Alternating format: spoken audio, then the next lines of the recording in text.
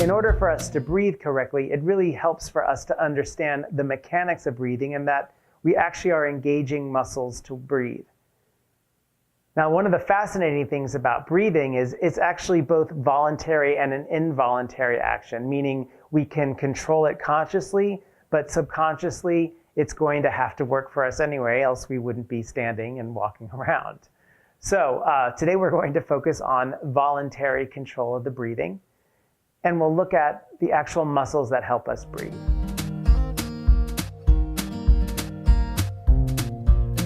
For this lesson, we're going to take a broad overview of the anatomy of breathing, focusing mainly on the rib cage, the intercostals, and the diaphragm. If you get really excited about anatomy, I'm going to include some links below in this lesson that you can further dive in and get more details because it is quite fascinating. But for simplicity's sake today, we're just going to focus on the main muscles and actions you need to know to help you practice breathing. Now, the first thing to think about is the rib cage. Think of the rib cage as this vessel for your lungs to be in. And we want to make that vessel as big as possible so that we create more space for your lungs to expand with air. The more air they can get in one breath, the more they can send out oxygen to the rest of the body. Controlling the rib cage are the intercostal muscles. These are the muscles that are in between the ribs, and they have roughly two sections, the external intercostals and the internal intercostals.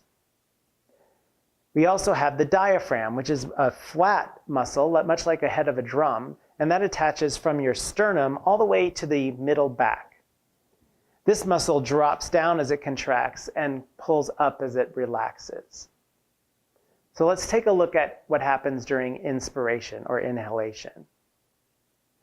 When we inhale, the external intercostal muscles contract, and that starts to pull the ribs apart, creating a larger rib cage, expanding your rib cage. The diaphragm also contracts, dropping down, creating more space at the bottom of your rib cage. This allows your rib cage to act like a vacuum, opening and rushing air into the lungs.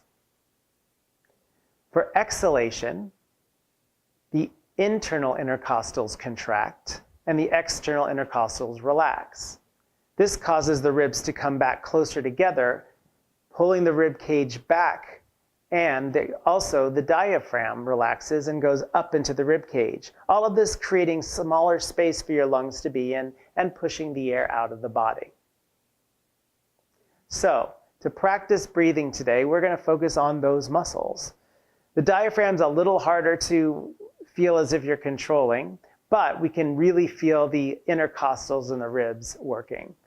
So let's start by taking your hands just like this and placing them onto the base of your rib cage right on the sides. And you do want to try to have your thumb wrapping around to the back of your ribs.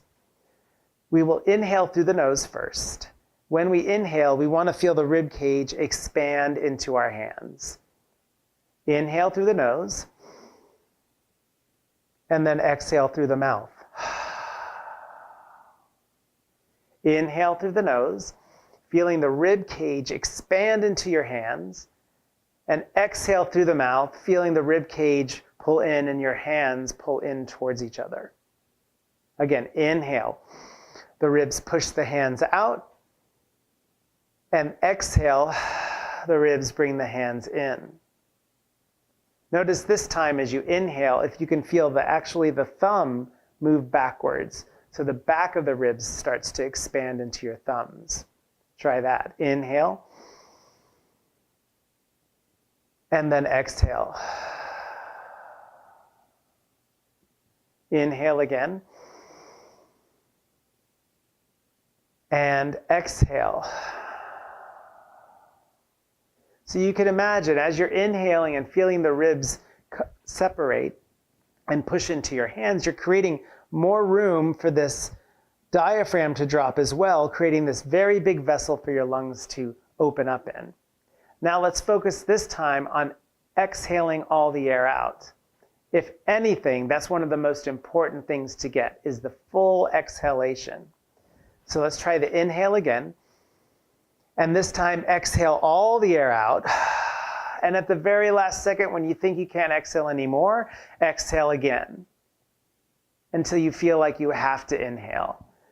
Try that again. Inhale. Exhale all the air out.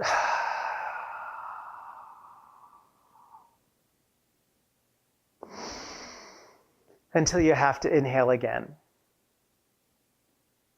Excellent. So again, the most important thing to remember is to exhale all the air out.